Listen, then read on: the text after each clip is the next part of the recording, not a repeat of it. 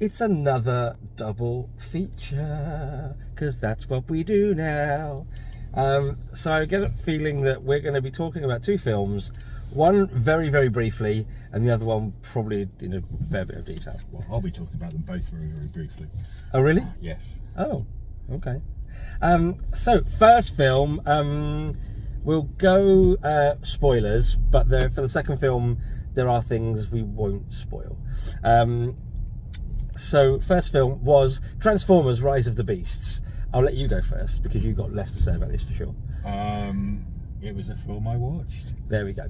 And I am a big fan of Beast Wars and Beast Machines, which is the Beast franchise, which was the first official Transformers sequel series in the mid-90s, well, from the mid-90s through till 2001 or something. And yeah, there's a weird bag just left by the traffic lights, and it appears to have a football in it. I was just checking it wasn't a baby, really, I can't lie. Or a kitten or something. Actually, it's under the football. It doesn't appear to be moving. Anyway, so it was, it was on. There were some nice nods. Air Razor saying "We are your past and your future." Well, that ties in with the fact that the Autobots eventually descend into the Maximals, and then the Maximals go back in time in Beast Wars and kind of fix a lot of stuff and start off a whole new kind of thing, and then eventually kind of save Cybertron from its own fate. So that was nice, because it kind of referenced that, or as if they might go that direction. It was just massively short on, I know it was Rise of the Beast, so it was kind of an introduction, but it was just massively short on the Beast action. Like, they didn't transform for ages. I kept saying to Paul, they were going to actually go to robot mode. And then literally 2 seconds later, they went to robot mode. But it was nice that they used Maximize as their code to transform. That was nice. I thought that as Beasts, Primal, Cheetor, Rhinox and Air Razor looked amazing. Didn't really... In fact, did we ever see Air Razor's robot mode? We didn't, did we? No. And you didn't see an awful lot of the others. They did transform, but what I find with any of the Transformers live action in comments, is the... CGI fest. Yeah, but it's also like... It's almost like their CGI isn't good enough, so they just make everything so fast and unseeable that you're just vaguely aware that someone's rolled past the camera.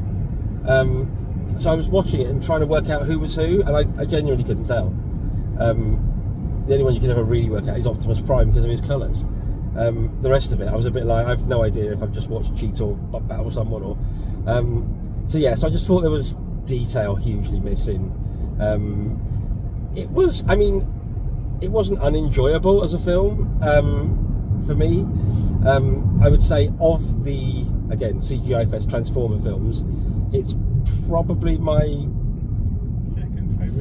second favourite, because I really liked the original 2007 one. I thought that was a great way to bring Transformers into this kind of style and whatever. Well, you were saying Bumblebee was... Oh no, Bumblebee, what am I talking about? Bumblebee, fucking hell. Sorry, I just completely forgot Bumblebee. No, Bumblebee is my first favourite. Rise of the Beast was definitely my second. I know what you like with Transformers better than you apparently do. Look, I'm suffering really badly with hay fever today. It's not been a great day for me. And the aircon wasn't on in the cinema, so I was sweating from under my eyes through the second film. Bumblebee was my favourite. Bumblebee was cool. Then Beasts, then the 2007.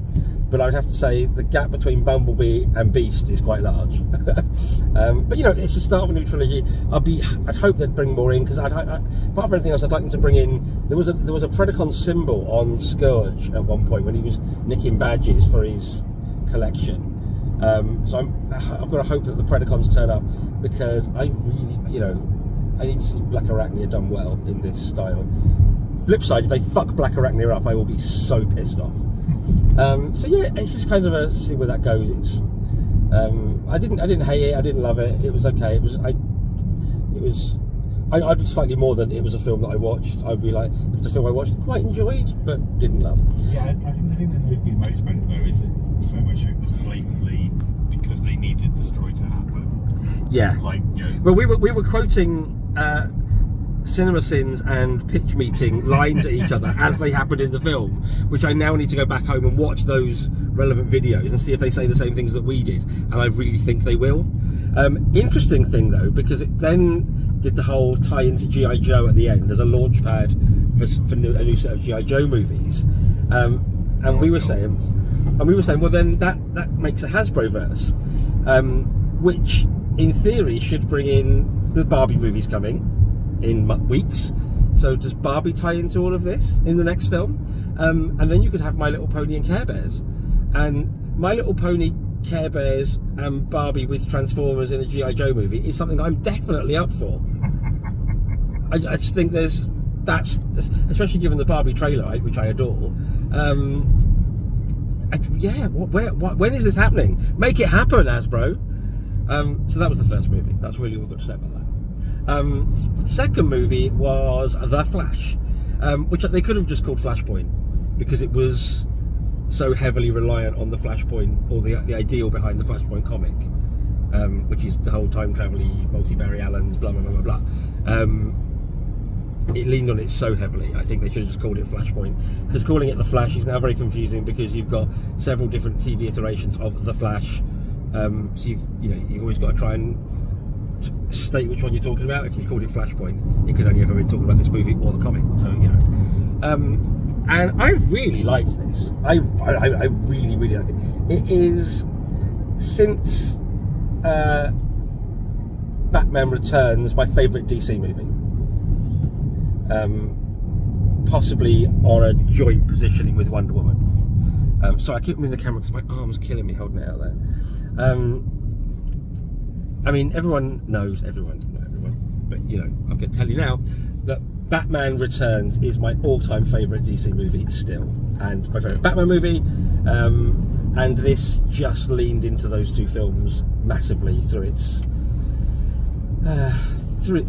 middle section, its middle half, if you like. There'd have been like a quarter either side that would have been not, but the middle half was essentially more of a sequel to Keaton's Batman than it was to anything in the DC universe, I would say.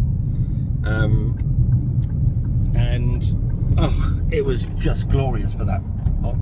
From that, and the way it did everything, and they went back and filmed at Nebworth House to do Wayne Manor.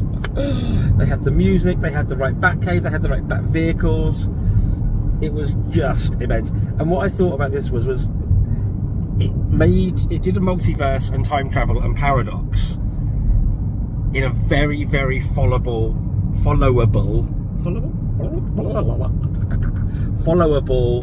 and pretty sure that's not a word. Entertaining way. I've just made it a word. It's one of the things I liked was it got a bit self-referential. I got a bit weirdly inside referential, because it did a very strong Back to the Future ethic, but then one of its main points was referring to how he realises he's in the wrong time zone by the fact that Eric Stoltz never got fired from Back to the Future and completed the movie, which was a nice touch. It's just a lot of fun, and it's very funny, and to me it just picks up all of that stuff and deals with it in a much more wider audience friendly way than any of the Marvel stuff going on right now, which I think if you're not a full-on geek who actually understands wibbly wobbly timey wimey, you're fucked with all the multiverse shit. I preferred this to Quantumania, leaps and bounds. So you say some stuff about it now. It was okay. As a DC movie, I didn't hate it. I didn't really, obviously, because I don't know the comics, because I've never been a DC reader. I thought a lot of the CGI in this was terrible. Yeah, it did seem under par, didn't it? Especially a lot of the stuff at the beginning, where we were just laughing for all the wrong reasons. Yeah. What did we laugh at the very, very, very start? Something we both howled with laughter, like in the first 20-30 seconds. So it wasn't the microwave then? It wasn't the baby in the microwave. Which, I'll let you tell that story. The baby in the microwave. Yeah, no, I'm trying to remember what we were laughing at. Okay, while you're doing that, I'll talk about the baby in the microwave. He puts a baby in a microwave, to save which it. is just dodgy in and of itself. Yeah, not great. But then it lands and goes ping, and we were like, "Has he just cooked the baby? Why is that baby not dead?" But yeah, the CG wasn't great, or weirdly, those bits weren't great. The multiverse stuff seemed a lot better, like the effects of the bubble and the travelling and stuff. But then when you kind of get to something, it seemed to be, again, it's probably a lot of uncanny valley stuff, but because I know it's an accusation that has been levelled at Marvel quite a lot recently, but because a lot of the CGI, certainly some of the later stuff around the time travel, so heavily referenced like actual people. Yeah, like Michael Shannon, for example. Yeah, I think it really did trigger Uncanny Valley an awful lot, because you're looking at these images and they're very obviously CGI. Yeah. And like, you know, not even particularly high quality CGI at that.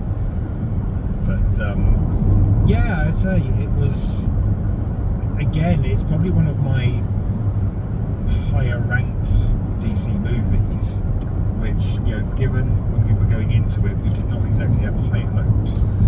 No, because it was a DC movie and yeah, they largely suck. I think barring maybe 2 or 3, and even just I think our recent experience with Shazam 2, bearing in mind we both loved Shazam. Yeah. You know, easily probably one of our top DC movies, and actually really solid superhero movie all round, independent of the whole Marvel versus DC bullshit that seems to go on with the fanboys. And then Shazam 2 was basically just the same thing. And, well, and a bit of a mess. Yeah. But you can see our review of that, because I think we did one. We did. Yeah. I mean, it's the thing. I had zero expectations with this, and it's also, it feels like it's been a long time coming. I said to Paul, I can't remember without looking it up, but I'm fairly certain this was in production pre-COVID, and COVID fucked it, and then it got reshoots. And then delays, and then, do you know what I mean? So I just feel like this film's been around forever. Like, it should have been the next DC film. And then what do we have? Probably don't need to. Just press the light. I've opened the thing. I've opened the glasses press case. The light. We have this conversation every time. Well, I went for the light and I hit the glasses case. It's not my fault. It was dark. I couldn't see it. So what did we have during, like, 2020? We had Wonder Woman 84, right? Because that came out on that Christmas as a home release. Right. So this should probably have been about 2 years ago. And we've had Aquaman 2. Yeah. Shazam 2. That's what I can think of. So anyway, I can't remember the details, as I said, but it just feels to me like this film's been kicking around forever. And it was also a bit of it now means nothing because DC's getting reset for James Gunn's coherent vision. Or they hope it's a coherent vision, because he delivers another mess that'll be walked. But yeah, I thought this was an absolute hoot. What I will say is you'll see places listed that it's got mid and end credits. Don't stick around for any of it. It really isn't worth it. You just look up what it is and that'll be fine. Or wait till you're sitting in watching it at home. But this had so many moments for me that I'm not going to go into, because they were so good to enjoy. There were various things. There was one bit I got a bit tearful. There was other bits that probably made me clutch my chest and my pearls and go, oh my god! Not the fucking pearls. The pearls. Well, the pearls didn't feature. If the pearls had featured, I'd been clutching my pearls for an entire other reason. There are no Martha's pearls in this movie. Even though don't they get mentioned? Not the pearls specifically, but the murder gets mentioned. Yeah, because that's like the main thrust of the entire story. Yeah, I do think this is worth seeing at the cinema. I will say that much. I know lots of people have ridiculously large televisions. Do we all have those just because Ewan McGregor told us to get them in Trainspotting? Did he? Yeah, buy a really large fucking television. It's that opening monologue. Fair enough. Curious now. But yes, particularly if you're a fan of Keaton's Batman, this is absolutely one to see, because it kind of rounds out his movies beautifully. So Rise of the Beasts watch it when it's free. Just go back and rewatch Beast Wars. Find Beast Wars somewhere and watch that. Because although the animation will look clunky as shite today, because it's nearly 30 years old, the story and the writing is far superior of what it was due to be at it, even at the time, I felt. So, yeah, that's what I got. You got anything else? We're done.